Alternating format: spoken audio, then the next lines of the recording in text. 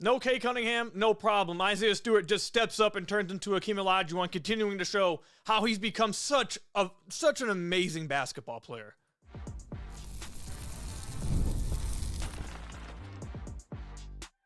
You are Locked On Pistons, your daily Detroit Pistons podcast, part of the Locked On Podcast Network, your team every day.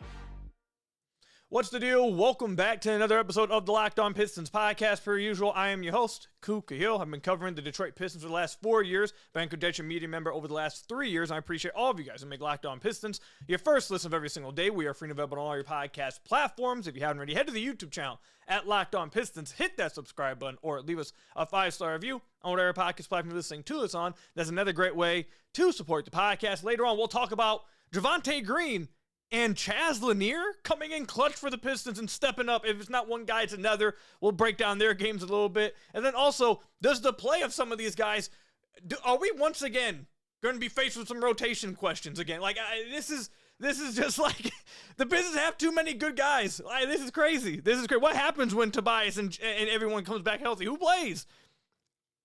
Probably, we're going to have a little fun with that segment. It's not going to be too serious. It's going to be a little fun. But let's start with reviewing this game. Actually, let's start with this. I do want to shout out Locked On Kings host Matt George is officially done hosting Locked On Kings. He's had an amazing opportunity, and after a very long run, over 2,000 episodes at Locked On Kings, he is now leaving, and he's one of the best faces, one of the best hosts at the Locked On Network. He's been a friend of mine, so I wanted to make sure I shouted him out, congratulate him on that. And Locked On is losing a good one, but we're very happy for him, and I want to give him a salute because he deserves that from the network. So I want to salute my guy, Matt. But let's go ahead and get into the game now. The Pistons, without Cade Cunningham in this game against the Chicago Bulls, he was ruled out late after being ruled questionable or downgraded to questionable earlier in the day with a wrist injury. I'm going to assume it's not anything serious. I think maybe it also has to do with maybe getting him some rest. I'm sure the wrist may be bothering him a little bit, but it doesn't appear to be anything serious at all. So I wouldn't be concerned at all if I was Pistons fans. But he did not play in this game tonight at home against the Chicago Bulls. And it didn't matter. The Pistons ended up winning by 15. They held the Bulls to 93 points. And Isaiah Stewart, it wasn't Jay and Ivy, who did get his first start of the season in this game. They only played 19 minutes and played 5 minutes in the second half.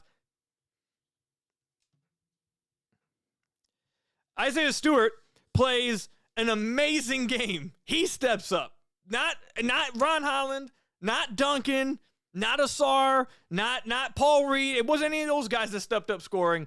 It was Isaiah Stewart who dropped a career-high 31 points. He had 29 points midway through the fourth. I tweet out live during the game at that point. I'm like, if Isaiah Stewart gets to 40 points in this game, I'm just going to record the whole podcast just staring at the camera. It's just going to be me staring at the camera in amazement. Because what he was doing tonight for the Detroit Pistons, if he doesn't get this active as a scorer, if he doesn't have this big of a game as a scorer, the Pistons get blown out in this game. They'll lose this game because nobody else could get anything going offensively. You could see to start the game, they very much struggled in the first half to create good looks in the half court. They started Jay and Ivy, which, again, I think was just a flat-out mistake. He's not a point guard. It's something I've said over and over again. People want to disagree. I mean, just look at the game, watch the games. They didn't have anyone that could create an advantage consistently in the half court in the first half. And in the second half, they went heavy Jenkins, who had 2 points, but 15 assists off the bench. He was running pick and rolls for days and making reads and creating advantages in the half court at a level that I can't remember another backup point guard for the Pistons ever doing. He was making some reads as a backup point guard that I haven't seen very many Piston backup guards be able to make. He was fantastic. He was absolutely exceptional in this game. Best players on the floor tonight, Isaiah Stewart and Jenkins. Those guys were utterly fantastic. Utterly fantastic. Stu, to get back to him for a moment, was uber aggressive in the paint. Every single time he got the ball, the Bulls went to a zone for a little bit. He got the ball in the middle of the key, just turned around, posted up Vooch, and just went to a hook shot. Was hitting everything. He only missed 3 shots in this game. He was 14 of 17. His touch was crazy tonight. He's improved so much as a finisher around the rim. We've talked about this a lot on the podcast, year to year with Stu. He was not a good finisher. Then he got a little better. Then he got a little better. Then he got a little better. He has gotten better as a finisher every year of his career. And now he's gotten to a point where you just straight up trust him in that area. Nikola Vucevic had absolutely nothing for him. Absolutely nothing for him. When they trapped in the pick and roll and he was going against a tagging defender, he just dunked all over them. You want to talk about a throwback game? Stu had 31 points. 31 points on really like post moves. Just on the entire night, just drop step hook shot, drop step hook shot, drop step hook shot. Like it was like, you want to talk about, if you're an older listener and you want to have a fun time watching some throwback gameplay, go ahead and watch this Isaiah Stewart film. This was a lot. Now he did hit 2 threes, so maybe that might turn off some of the older viewers. But I mean, he was just I said it on the last podcast, I think he should be in consideration for Sixth Man of the Year. I know he started in this game, but when Tobias and Duren are healthy, he's probably not going to start, even though there is an argument, I even think, to maybe even start him at the 4. But I don't think he will. And he should be top 5 in Sixth Man of the Year conversations. He's one of the best defensive players in the league. I just talked all this, and I didn't even mention the fact he had 2 blocks and a steal in this game. Like, he's such a good basketball player. I don't know how else to compliment Stu enough, other than by saying he's just become such an impactful, very good basketball player. And to watch his development, this is part of the fun part of a team. I know I've said that I want to see the Pistons make a move, but this is the fun part. This right here is the fun part of having a team that hasn't moved off all of their guys. Some of the guys have left, obviously, like Sadiq, Killian, some of the other guys that just didn't work out, Saban, whatever. But when you have guys who stay you see them at the worst moments. You see them at their worst. And then you get to see them develop year after year. And you get to see where it is they've improved at. And look at things in their game that you remember just like 2 years ago you were complaining about. Like, I remember 2 years ago when I'm talking about part of the problem with Stu is that he's not that great of a roll man because he doesn't have great hands and he can't finish at the rim very well. And now 2 years later, he's improved vastly with his hands, and he's a way better finisher. Like, that's probably some of the most fun parts of covering a team like this, where you get to see guys improve like that, and you get to see what was once weaknesses. You get to see the long development of an improvement, and Stu is one of the faces of that. He's fantastic, man. He's really good. And I hope that people outside Detroit and just national people start to realize that this dude is not... everyone just thinks of this guy as just a fighter, as just an enforcer. And it's incredibly disrespectful. He is an incredible basketball player, an incredibly impactful basketball player who just won the Pistons a game as the lead scorer against the Chicago Bulls. If it wasn't for Stu, they lose this basketball game. I don't know if they crack 100 points. Maybe not even 95 if Stu doesn't play how he did tonight. He's great, man. He's absolutely fantastic. And then I know we're going to talk about Wu and Chaz in a little bit. Actually, you know what? We'll bump it. I want to talk about Danis, too. I was going to say, we'll fit Danis into this segment as well, but we'll talk about Danis, Wu, and Chaz coming up. And when I say Wu, if you don't know, that's his nickname. Javonte Green is what I'm talking about. We'll talk about how they also stepped up and played absolutely big time for the Detroit Pistons in this win against the Chicago Bulls, but we had to start with Stu. He's incredible. We'll talk about the rest of the guys coming up. Today's episode is brought to you by Rocket Money. Let's be real, managing your finances can feel overwhelming. Between subscriptions you forgot about, bills that keep going up, and trying to figure out where all your money actually goes each month, it's easy to feel like you're losing control. And who has time to track every transaction or hunt down hidden fees? That's where Rocket Money comes in, the personal finance app that helps you take control. It finds and cancels your unwanted subscriptions, monitors your spending, and helps lower your bills so you can grow your savings. I love how it tracks all of my subscriptions and lets me cancel them right in the app with just a few taps. No more hunting down customer service numbers.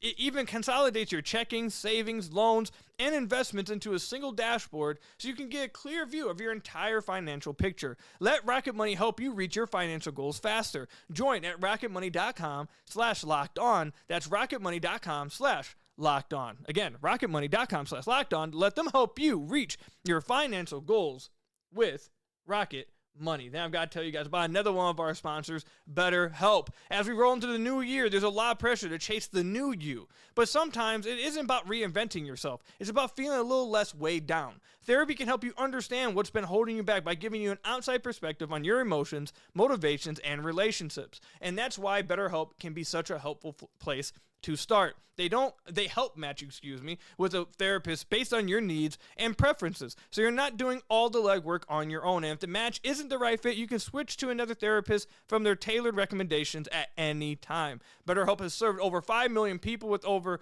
30,000 therapists, and live sessions average 4.9 out of 5 rating across more than 1.7 million client reviews. BetterHelp makes it easy to get matched with online qualified therapists. Sign up and get 10% off at betterhelp.com/NBA. That's BetterHelp, HELP.com/NBA to get matched online with a qualified therapist. So I want to thank you guys again for making Locked On Pistons your first listen of every single day. We are free and available on all your podcast platforms. If you haven't already, head to the YouTube channel at Locked On Pistons. Hit that subscribe button or leave us a 5-star review on whatever podcast platform you're listening to this on. That's another great way to support the podcast. We're going to talk about Dennis Jenkins here. We're going to talk about Chaz Lanier here. We're going to talk about Javonte Green here. This team, again, like I said, Cade was out, but along with Cade, obviously Tobias was out. Jalen Duren was out still. Those guys have not been reevaluated yet. They should be in like a week or so. Caris LeVert did return, but he barely played, and I don't think he was very good in his minutes either. He had a really brutal turnover in the first half. Brutal one. It was a really bad one in the first half that just wasn't great. But I don't think he played very well. I want to start with Dennis, man. Dennis, an update on his situation, by the way. We got one today.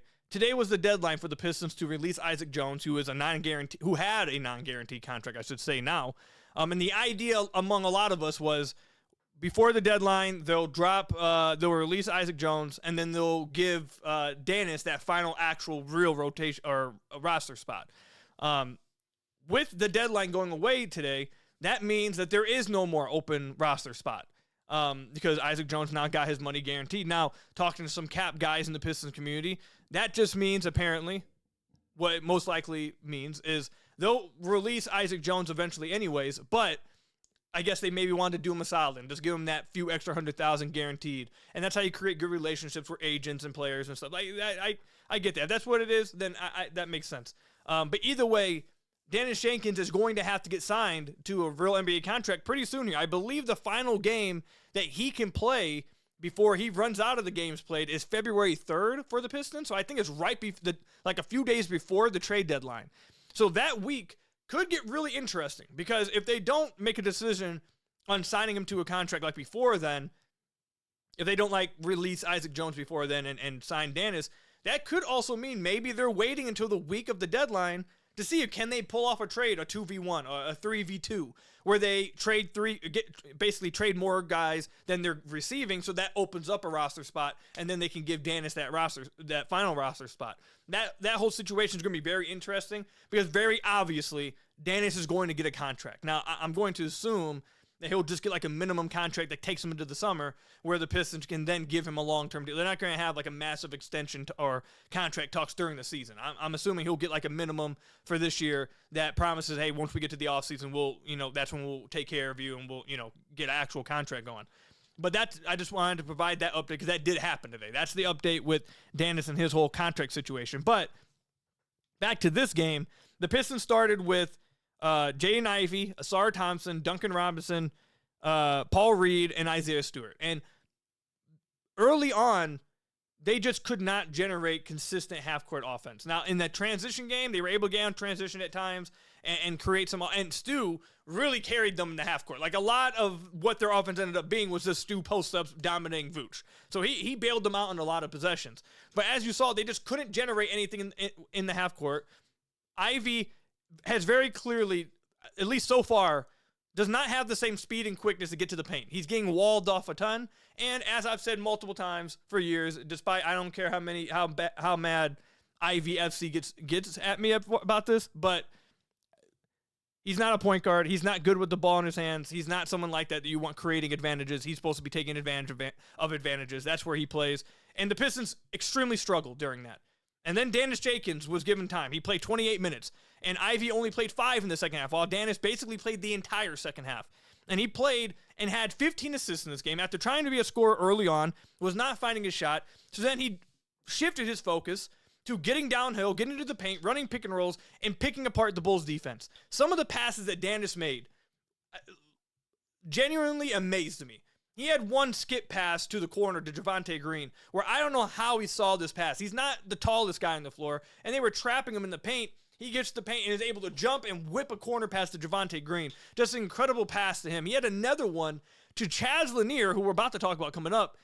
He had an amazing pass to Chaz. I don't know how he saw Chaz. He drove down the right slot. Chaz relocates to the left wing, and it looks like that vision is completely walled off from Dennis, and Dennis is able to one-hand whip a pass to Chaz, who hits a shot late. He played incredible, by the way, in his minutes as well. So Dennis is... Dwayne Casey talked about this before the game, and he talked about how Dennis is more of a traditional point guard, whereas Marcus Sasser is viewed as a scorer. They were talking about those two guards. And I'll go ahead, wink, wink, elbow, elbow, nudge, nudge. Dwayne's still involved with this team. He's still involved with the front office. So if Dwayne's saying that, you can probably get a good read into how the front office feels, how the coaching staff feels, et cetera, et cetera. So whatever.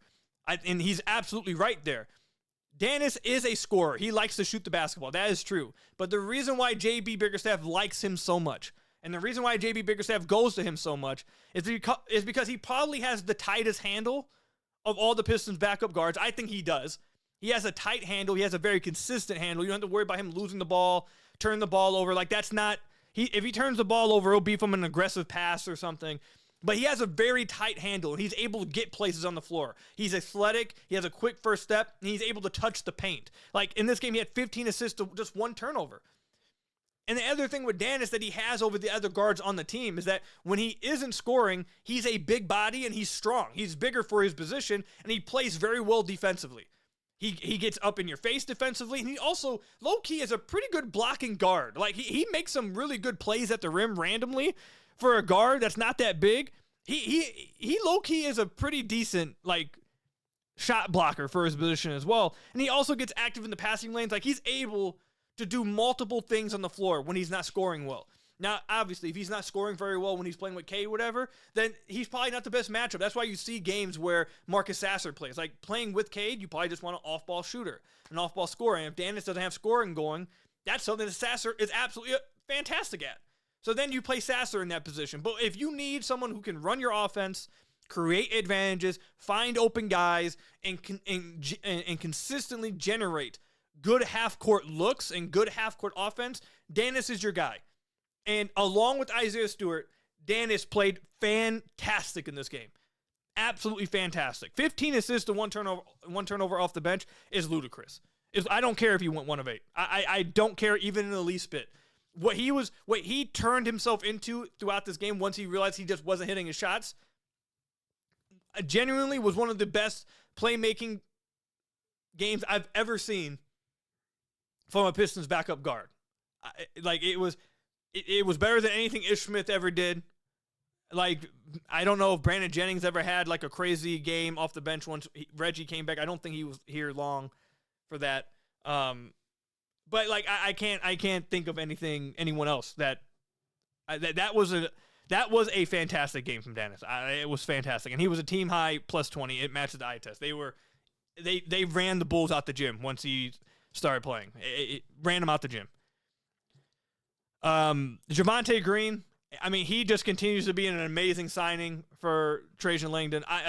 I'll continue to say it. When they signed him, I thought he was just end of bench guy. Like, he's just there to fill the roster, and he's become legitimately one of their better rotation players. Like, not joking, not exaggerating. He legit has become one of their better rotation. Like, you could probably make an argument he's a top 8 player on this team. Like, no joke. There probably is an argument that maybe some people might even try to make one that makes him go higher. Like, but at the very least, he has played himself into, he should be a consistent rotation minutes getter no matter what. Like, that's how good he's been. And that's part of the reason why you see, like, Ron and Asar's minutes not being, consistently, Asar 25 plus or Ron constantly 20+, is because you got to get minutes for Javonte Green, too, because of how good he's been. So all three of those guys basically are like the same. And that's another thing, like I said the last podcast. I feel bad for opposing teams. Asar goes out, Javonte comes in. Javonte goes out, Ron's in. We even got some Ron and Asar minutes tonight. Like, it's absolute hell for opposing teams. But Javonte, again, he was incredible off the bench. In a game, he shoots 1 of 5 from deep. Doesn't matter because his defense is just so good. His energy is just so crazy. He had 4 steals in this game. 4. I cannot believe he's become this good for I can't believe it. And then Chaz Lanier, man, he played the entire fourth quarter. He came in at the very beginning of the fourth, played the entire fourth. He was great. He played great. He had 8 points, 3 of 5 shooting, hit 2 threes. I've said it over and over in the limited time we've gotten to see Chaz. I have liked what we've seen from him every single time. Even in the games when he hasn't hit threes, he just plays the right way. Like you can tell he has a level of IQ to him, a level of feel to him. He knows what he's good at. He knows what he isn't good at. He knows exactly what his role is in the NBA. He knows what is going to get him an NBA contract. He knows how he's going to have an NBA career. It's not, let me try to be this. Let me try to prove to be this. He knows exactly who he is. Play on defense, play hard, utilize that length that he has. I've said over and over, I feel like he looks bigger than I thought he was. Utilize that on defense, and then on offense, space the floor. Attack closeouts, hit middies, get threes up. And his relocation, if he gets minutes moving forward, this is something I want you guys to watch for. Chaz might have, like, outside of Duncan, Chaz has the best relocation skills of anyone else on this team. When someone drives, a lot of times the Pistons, and because they don't have a lot of good shooters, but a lot of times Piston guys will just stand still and wait. Chaz does an absolutely fantastic job of anytime someone drives, he is relocating along the perimeter to the open space to make himself available and get threes up. I have liked what I've seen from Chaz every single time we've seen him play. Every single time. There's not been one time I've watched him play and be like, not look good. I've liked it every single time.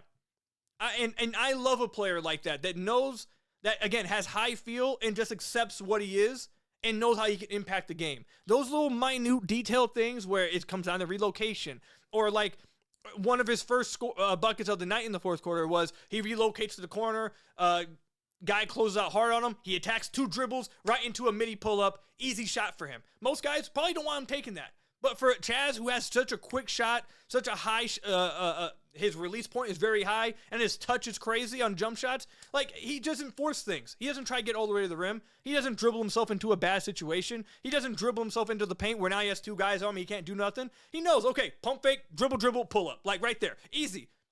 Again, it's nothing crazy, but just simple stuff. I absolutely loved what you saw from Chaz in the fourth. He was great. He was, and JB closed with him. He closed with them, and he should have. He was one of their better players tonight as well. I mean, Chaz was, this team, man, it feels like every other day there's a random guy that steps up and just contributes. This team is crazy. I can only imagine being an opposing team and being like, dude, who is this guy? Who is this? And then the next night, another team. Okay, well, that guy destroyed that team. Who is this one? It's just like, it's like every night an opposing team's fan base is probably getting so mad because guys that you probably load up 2K and see like 71, 72 overalls are going out and just just beating your team. It has to be so annoying for opposing teams. Before we wrap up this game, because I do want to get into rotation talk in the final segment. Along with these guys that we've mentioned, Paul Reed had 9.6 rebounds, 6 assists. He contributed in his usual Paul Reed ways. He had a crazy pass, creative pass on a handoff to Duncan Robinson. It was just crazy to see. He had some really good passes, including one. He threw a lob to Asar in the short roll. Fine, I've been begging for it. He threw a lob to Asar in the short roll, and obviously it ended up in a bucket. I wish that we start seeing that more often. It's there all the time. Paul Reed, he was really good. Brian Holland off the bench. Had 11 points. He went crazy for a minute there in like the end of the third quarter. Just again, Ron, like, how is he scoring? I don't know. He just happens to be around the ball. Like, I don't know. It's not the prettiest half court offense. It's not the prettiest way, but Ron just makes things happen. He gets crazy on defense, and then all of a sudden he ends up with the ball around the rim, and he has great touch around the rim, and he'll finish some of those crazy looks. So he had 11 points, 5 rebounds. Asar had 11 rebounds, or 11 points, 8 rebounds, 3 assists. He had some really nice passes. He got a lot of lead ball handler reps. There were some that looked real funky driving to the rim. He tripped like twice. I think both his turnovers was him driving to the paint and just losing his balance. So it was a little up and down with that. But you also saw him utilized in the short roll quite a bit. He had a really nice pass, I thought, to Danis, driving the right slot and then whipped a one-hander to the left corner to Danis. He had some really good reads as well. He was really active on the glass. I think he led them in rebounding as well. 8 rebounds, yeah. And then he also had 3 steals and 2 blocks. He had 5 stocks in this game. So Ausar did his usual thing defensively on the rebounds. And then did I miss anybody else that I felt contributed to the win? I mean, Duncan played a fine game. He had he hit 4 threes, 4 of 7. Not great, but he did his usual spacing, but they went with the defenders to close the game, which was the right move. But great game. This team finds a way to win despite the injuries. It seems like all year it's just been it's crazy. I can only imagine what opposing fan bases think. But coming up, are there now rotation questions again for the Pistons? I felt like we finally got past them. Are we having more rotation questions? We'll talk about it coming up. Fridays already feel different during the basketball season. FanDuel is making them even better. Every Friday night before the games tip off, FanDuel gives fans a new way to kick off the weekend with NBA Happy Hour. NBA Happy Hour is your official pregame and limited time window with special offers dropped right inside the FanDuel app before the action starts. Friday from 6 to 7:30 Eastern have become an appointment viewing with NBA Happy Hour. Opening the FanDuel app during Happy Hour always brings something new, boosts, bonuses, and surprises. It's easy to check the weekly special before tip-off and make a move before the window closes. It adds extra energy to Friday night basketball without overthinking. So before tip-off, check the FanDuel app and see what's dropping during NBA Happy Hour every Friday from 6 to 7:30 p.m. Eastern Time. A little basketball, a little action, and a whole lot of Friday energy. That's NBA Happy Hour only on FanDuel, the official sportsbook partner of the NBA. So I want to thank you guys again for making Locked On Pistons your first listen of every single day. We are free and available on all your podcast platforms. If you haven't already, head to the YouTube channel at Locked On Pistons. Hit that subscribe button or leave us a 5-star review on whatever podcast platform you're listening to this on. That's another great way to support the podcast. Do we now have more rotation questions about this team? I can already feel a lot of fans hearing that. A lot of people listening and be like, "Cool, it's okay to have a deep team." And that's why I said earlier, it's just like more of a fun. I'm not being, that's why this is, like I said, it's going to be more of like I'm just having fun with it, not being serious. Because you're right. It's okay to have a deep team. And the Pistons do have a very deep team. I cannot believe how deep this team actually is. However, I do think there's a few things. I think there are a few things that should be noted, that I think there should be some consistency to some parts of the rotation. I think some guys have played well enough to where they deserve some more consistency. Now, JB Bickerstaff, as I've said over and over, there's no player on this team averaging more than 30 minutes a game than Cade. Like, Cade's the only one. Everyone else, I think the next closest was Duncan at 29.6 or something. And then Duran's after him, I believe. It's like 29.1 or whatever. But he's not playing anybody more than 30 minutes. And I'll go ahead and raise my hand, because I've been someone who's complained about Ausar minutes earlier on in the year, when I wanted him to play 30-plus minutes, 32-plus minutes. And I'll raise my hand. I was wrong in that, because the Pistons have too many guys to play, and unless you are a GM, I talked with someone about this actually, and was told, unless your GM takes away your coach's toys, he's going to use all the toys he has. And rightfully so. So I'll raise my hand and say I was wrong with that. As long as they're winning games. They're winning basketball games. And if the guys that everyone keeps getting minutes to continue to contribute, it doesn't matter who plays 30-plus minutes or not. No one's playing 30-plus minutes. Everyone's playing lesser minutes than maybe they would on any other team, because any other team doesn't have how deep this team is for JB Bickerstaff and have this many guys that JB trusts. But there are a few things I believe that should be consistent, though. And when I say consistent, I mean not like the total minutes. Like, I'm not saying this guy needs to be 25 minutes every single night. I mean, this guy needs to be featured consistently and have a consistent role within the rotation night to night. That's what I believe. The minutes can fluctuate, but I think some guys have proven to the team that they deserve to have some kind of consistent role night to night.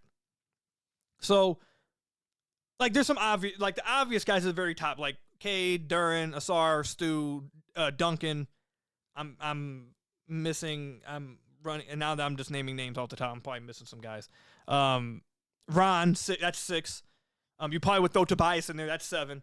Like, those guys like are probably guaranteed minutes no matter what. Like, I think Dennis has played so well to a point and so clearly fits the need that this team has of needing a backup point guard when Cade leaves the floor, a guy who can just run the offense. Yes, he's a scorer, but he can also run the offense. He can be trusted not to turn the ball over. He can get to the paint. He can create advantages. He creates good plays. He plays well defensively. He's active. I think Dennis has proven that there really should not be any game where he's just out the rotation. There should be really no game where he's just like the last guy to finally get minutes. He's outplayed a lot of guys. Let's just be real. Like, I'm not gonna go too deep into it. Dennis has simply outplayed guys, and he should be getting consistent minutes consistently. So I think Dennis has proven to be a consistent minute getter. Caris, they gotta make a decision with this dude.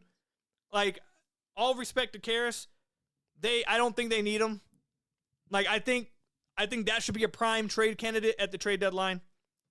Even Tobias's minutes. Like, Tobias's minutes, I think, should be cut. Like, Isaiah Stewart deserves some of them. Javonte Green deserves some of them. Like, these guys, I think, have just been more impactful than maybe we expected. And Tobias hasn't been as impactful. Now, until the Pistons get another 4 that can consistently shoot, Tobias still deserves to get quite a chunk of minutes because at the end of the day, he is a 4 that can shoot. And they need that.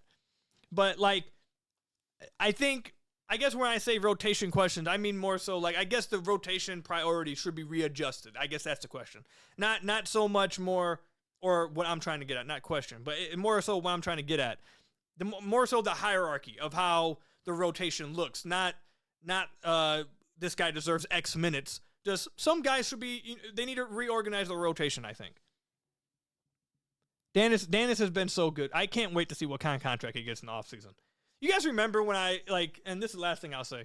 You guys remember, like, I think it was in the offseason, or even last offseason maybe, right when, I think it was right when they moved on from Weaver.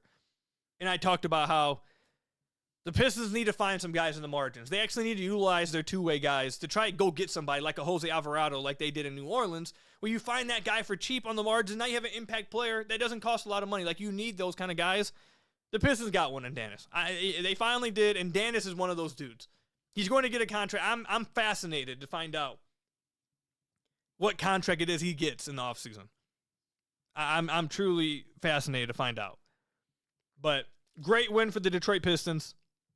Without Cade, without Duran, without Tobias, they come through, get a win. Their next game is against the Clippers. Hopefully they get some payback against the Clippers. This game's going to be at home, though, over on January 10th. Hopefully they get some payback there. But that's all I've got for you guys today. Thank you guys for making Locked On Pistons your first listen of every single day. Free and available on all your podcast platforms. Hit that subscribe button at the YouTube channel. Leave us a 5-star review, whatever podcast platform you're listening to this on. And until next time, I will see you guys later. Stay safe out there, and peace out, everybody.